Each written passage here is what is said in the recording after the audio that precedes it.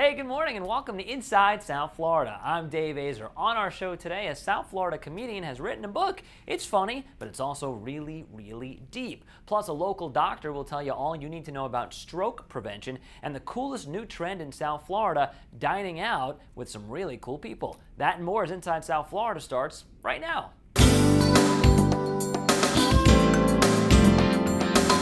Cape Comedy is not your usual book written by a comedian. Sure, it's funny, but it's also dark and pretty thought-provoking. And here is the book's author, South Floridian Marc Weingarten. Marc, it is great to have you here. How you doing? I'm doing good. It's nice to be here. Yeah, so this book is great, Cape Comedy. For those of us who've not read it, tell us a little bit about it.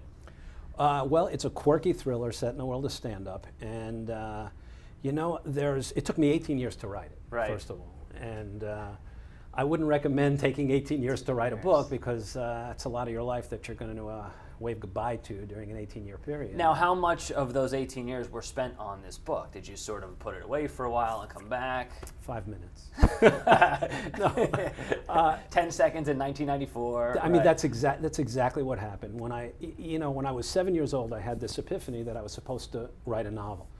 And from the time I was 20 years old to the time I started it, almost every day I would say, okay, today I'm going to start it. Today I'm going to start my novel, but I didn't have an idea for a novel, so it was easy for me not to do it. Right. And then finally, when I was somewhere around 40 years old, I said, I can't wait. I can't wait any longer. I really need to do this. But so from the process of that first word until now, it was 18 years. Of course, I would, I might write a paragraph, and then 6 months later, I'd come back to it and write the second paragraph. Right. And then once you finish it, then it's madness, because I must have edited this book 20 times from beginning to end. And whoever it was, I think it was Da Vinci, but I'm not sure, because I wasn't around when he said it. Right. But people say that he said it. So that the process of creativity is abandonment. And it's so true, because I could sit down, I could be writing this book and never finish it, because there's always a better word, there's always a better sentence. So even now, if we opened up to a particular page and you read it, would you be like, oh man, I just wish I'd done this instead? I hope not. Because then I'm going to have to trash all this thing, because I'm so anal about my writing. Right. That I would have to do that. So please don't open it So up. let's not do that. Right, don't open Page it up. 74. But what's great is if you sort of thumb through the back of the book, you have all these great testimonials. I mean, you've done some really cool stuff in your life, and you've met some great people, and some really super famous comedians have written glowing words about you. So if you can sort of surmise some of the things that you've done, I know you're a Florida guy. You've had a wild ride professionally, huh? Yeah. Well, when I moved, after I graduated from the University of Florida, and when I moved to Los Angeles, I got started in a crazy way. It was 1976 that I started. And actually, it's a great story. I'll give you the PG version of the story. You can go PG-13, I suppose, if you want to. No, if you're going to give me creative license, we'll go PG. Yeah. we're going triple X here. Gotcha. Okay. No, but basically what happened was I had $5,000 to my name, and somehow, someway, I wound up through a series of events. I met this girl who knew the owner of a club. At the time, I was writing. I was kind of going nowhere and writing some songs, thinking that I had a voice and had a career in music, which I didn't. And she, I played a song for her. She liked it, and she said, "You know what? I know somebody who owns a club. How would you like to perform at his club?" I said, "No. There's no way I'm going to do this." So the following week, she calls me. She goes, "What are you doing on Thursday?" I thought she wanted to go out. Right. And I said, "Oh, nothing. You want to go see a movie or something?" No. She goes, "No, you're performing at this club." I said, "What?" So it turns out the club was in Newport Beach, and it was an all-comedy nightclub, which I had never heard of. There were only about 7 or 8 of them at the time in the country, and only 200 comedians in the country at the time. So I go out to this place to perform straight music, and it was like that scene in The Producers, the Springtime for Hitler, the first time he gets up there, and they cut to the audience, and everybody's just staring with their mouth open. That was exactly what I was looking at, because they were waiting for the punchline, and there was no punchline. So what happened was, there was a 1% ownership share of the Laugh Stop available, and I had $5,000 to my name, and I made a deal with the owner of the club. I said, "Look, I'll buy that 1% share, but you need to let me do the promotion and advertising for the club. So this way, if I lose everything, I can blame myself. Okay. The club was 2 hours away from where I lived. They had an Oakwood Garden apartment where they would keep the comedians for the week. So they would book 3 comics for the week. So one of the rooms was mine, and the other rooms in the apartment were for whichever comedians were performing that week. So for a year and a half, my roommates were Jay Leno, David Letterman, Bob Saget, Howie Mandel, Right. Robin Williams, Never heard of whoever any it of was. those guys. Never heard of any of them. What did they do? Exactly. Like wash cars? No, Who are they? Letterman was my favorite comic. He had 15 minutes of material. He had to ad lib. If he had to do 30 minutes, he had to ad lib for 15 minutes. Yeah.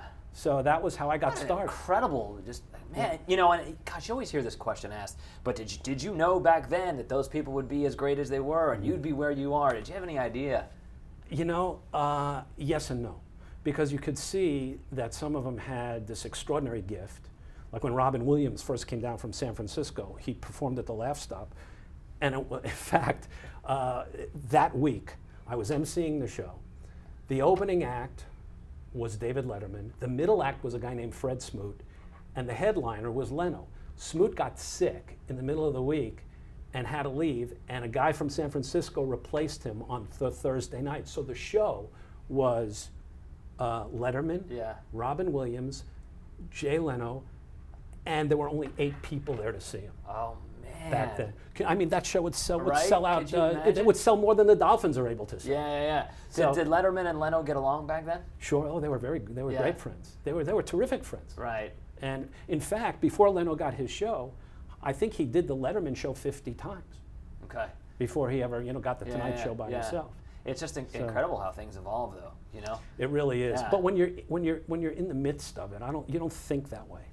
Sure. You know, we only have a few minutes left, and I want to talk about the book more. I mean, that's why you're here. I mean, we could talk about Robin Williams, you know, on the next show. No. But you sort of conquer some. You take a lot of risks, right? And it's not just a ha-ha jokey book. I mean, there's some sort of deeper themes here. No, it's not. If people are expecting a joke book, they're going to be disappointed.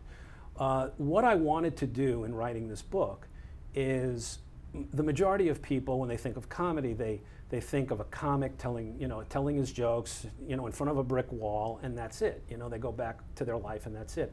I wanted to break down layer after layer after layer so that by the time they're done reading this, they recognize that it's not just funny, it's dark, it's there's the fictionalized portion of this, the mystery part, is the intrigue part of the book. But the backstory, it's a pop culture book. And by the time they're done with this, they will have an understanding of that world unlike anything they could have ever imagined, because it's filled with all sorts of things, not just comedy, but tragedy, clearly. Right. It's something I wrote in the book. It's like blessed for having the gift, cursed for having to fuel it. And that's really true. I mean, I don't want to get too morbid here, but I've been around comics who committed suicide. I produced Richard Jeni's first album, and he killed himself. And it can be a pretty dark world. It's tough when I've been on stage, man. When they don't laugh, it's tough. Well, I'll tell you something. It's when you get to a point where you know that you can make a living at it, it's okay for them not to laugh. They paid their cover. It's fine. It's just a joke. You just move on to the next joke. Yeah. That's all it is. And then they don't laugh at that one either. Right. And then you go have some drinks in the back. Yeah. Right. How can people get the book? It's on Amazon. Yeah. Well, it's actually at over 100,000. My publisher tells me it's over at 100,000 distribution points worldwide. But certainly Amazon, you can get it. There's an ebook version, so you can go into Barnes and Noble and order the book through them. And you have a website too, right? And I do, yeah, marcweingarten.com. Okay. And they can go there and get it there too. All right. Well, when you write the sequel, you'll come back. I've already written the second novel. Well, then just stay. I'll just stay. Can I pick up? Can sure, I? Whatever you want. Okay. Yeah, that's fine. Right. Great to meet you, Mark. Yeah, good to meet you too, Dave. Thanks a lot. Okay. Thank you, Mark. When we come back, a South Florida doctor tells you what you need to know about preventing and treating stroke. That and more when Inside South Florida returns.